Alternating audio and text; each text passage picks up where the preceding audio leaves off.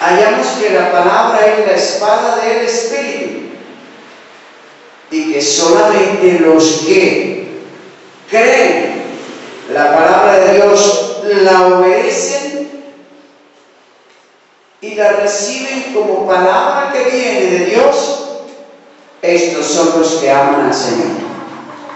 La Biblia es muy clara y miramos de manera rápida en 1 de Juan, capítulo 2, verso 2 al 6.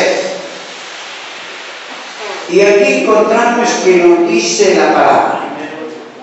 1 de Juan, capítulo 2, verso 3 al 6. Dice, en esto sabemos que en esto sabemos que nosotros le hemos conocido, si guardamos sus mandamientos. Noten que aquí encontramos un sí condicional. Si alguien dice que ha conocido a Dios, entonces tiene que encontrarse ahí si guarda sus mandamientos. Si no, entonces el tal es mentiroso.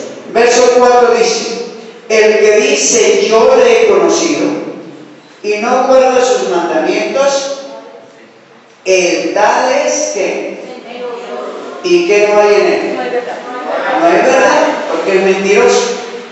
Entonces, noten que aquí dice, alguien dice yo le conozco, puede decir que el Señor está en él o que Dios le ama, pero si no guarda sus mandamientos, esa persona es mentirosa y la verdad no está en él.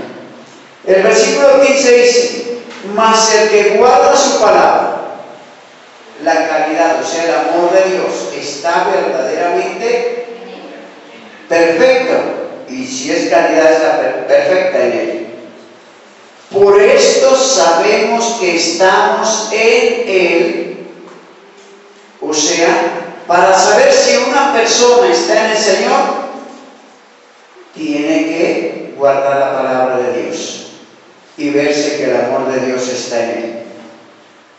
Si hay creyentes que miran a una persona así, o a veces ni se atreven a mirar, siempre agachan la mirada, entonces esa palabra le está indicando que no tiene amor de Dios. Pero el que guarda la palabra de Dios, el amor de Dios está verdaderamente en él. Y dice que por esto sabemos que estamos en él. ¿Alguien quiere saber si está en Dios? Es el que guarda la palabra y está el amor de Dios en él. Entonces examina si está guardando la palabra de Dios y el amor de Dios está en usted. Al estar el amor de Dios en usted, no desprecia a nadie. No vive como que no quiere saludar a alguien si no hay lejitos. Si usted está en el amor de Dios, todos son sus hermanos, todos los que han venido a Cristo, y a todos hay que amar. Bueno, aquí podemos, sí, quizá en algún momento haya dificultad, es decir,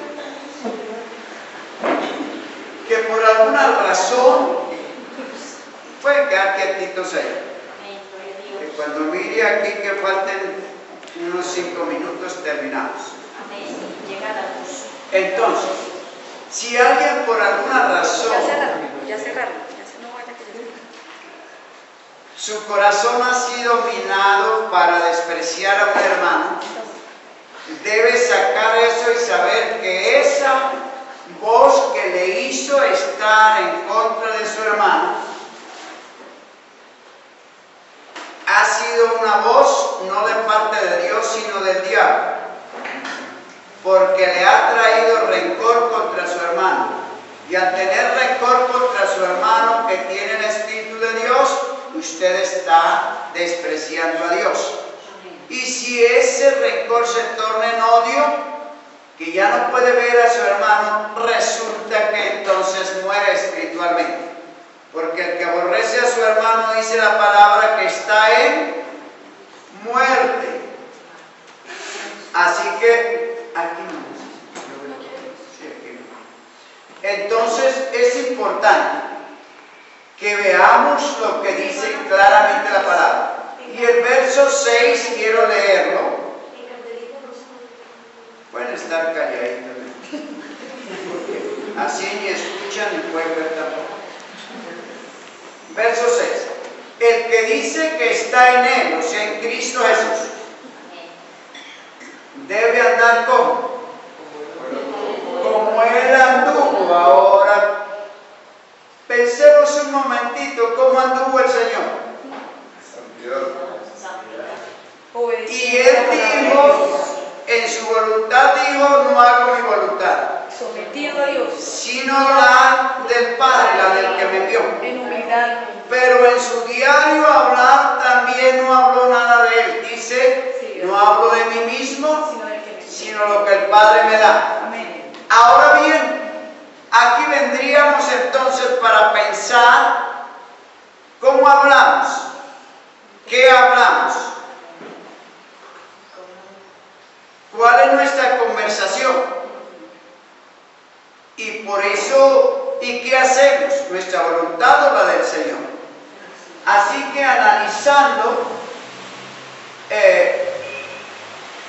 algunos momentos estos versículos que he leído, analizamos estos versículos, entonces entendiendo lo que nos enseñan, aprendemos que el que no guarda los mandamientos del Señor no conoce a Dios. Tenemos ahí la primera máxima. Segunda, que el que dice que le conoce y no guarda los mandamientos, el tal es mentiroso y no hay verdad en él. Esa es la segunda máxima. La tercera que encontramos, que el que guarda la palabra, el amor de Dios está perfecto en él. Y en cuarto lugar, que el que dice que está en Cristo debe andar como él anduvo, si no entonces es mentiroso, no está en él. Y así encontramos que es fácil entender lo que el Señor enseña en su palabra. Entonces vendría una pregunta. Siendo de esta manera fácil verlo, ¿por qué no se obedece la palabra del Señor? ¿Por qué se hace otra cosa? ¿O por qué decimos que así como estamos Dios nos ama? Cuando la Biblia dice que Dios aborrece el pecado, y si alguien está en pecado se coloca en lugar donde no es amado por Dios. Es verdad, Dios ama al pecador, pero por eso Cristo dio su vida para limpiarnos. Pero si la persona insiste en vivir en pecado, entonces no va a disfrutar del amor de Dios. Por eso es importante lo que vemos. ¿Por qué no se obedece esa palabra? Y luego la respuesta pues es sencilla a todo esto. Porque la mayoría se ocupan de las obras de la carne. Esa es la razón de no obedecer la palabra.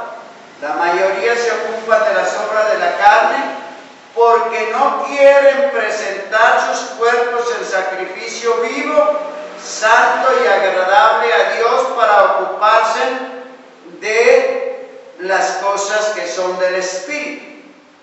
Entonces, mientras una persona esté sin presentar su cuerpo a Dios en sacrificio vivo, o sea, negándole todo lo que se trata de pecado, pues esa persona no se puede ocupar de las cosas del Espíritu, sino que siempre estará ocupado en las cosas de la carne.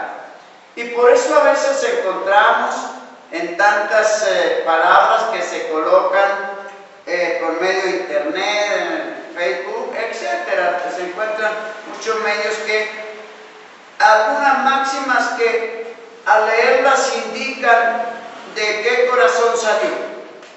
¿Cómo se encuentra esa vida?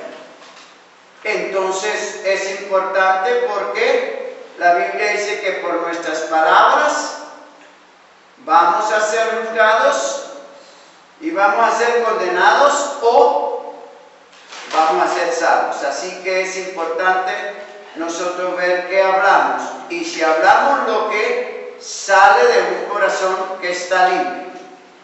Así que debemos nosotros entonces ocuparnos de las cosas que son del Espíritu.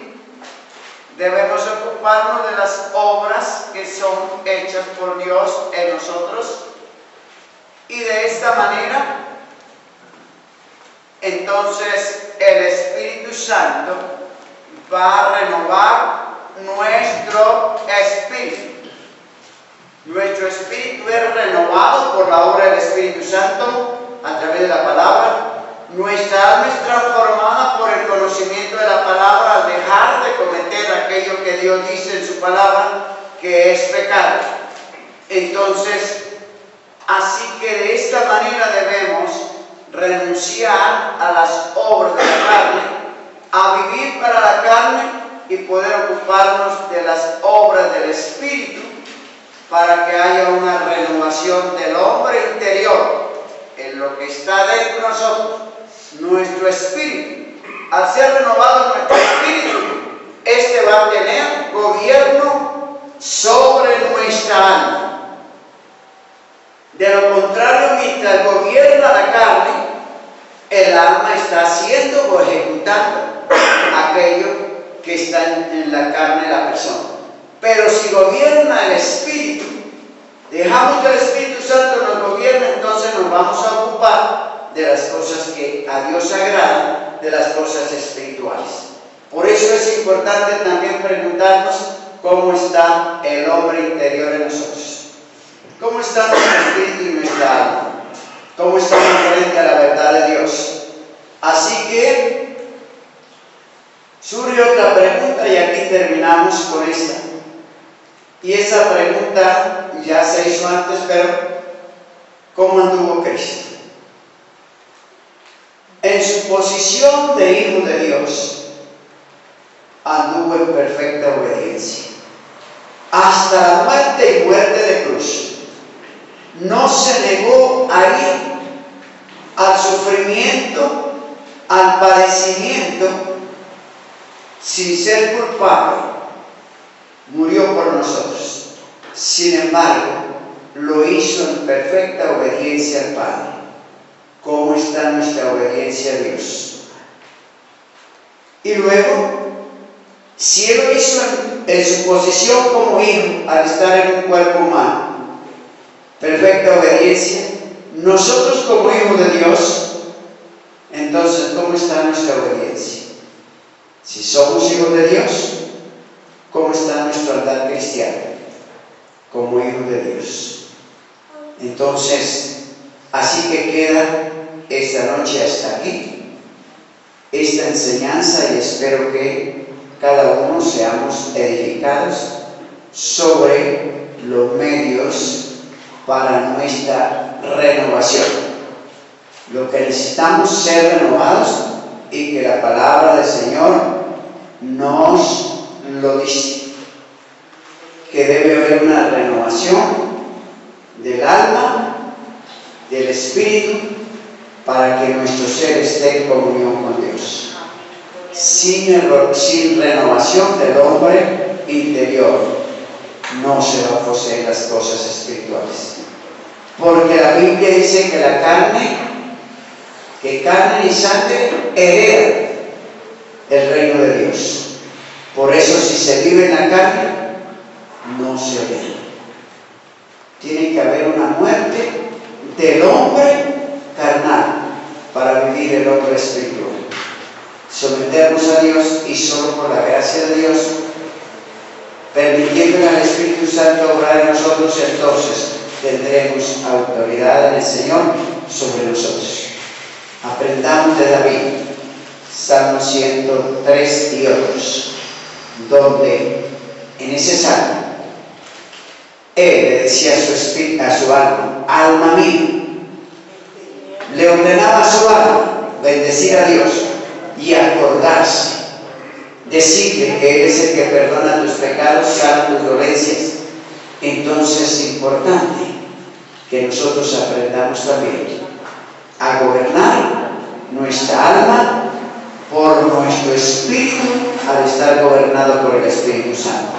Seamos hombres y mujeres espirituales, gobernados por el Espíritu de Dios en nuestro espíritu y así nuestra alma.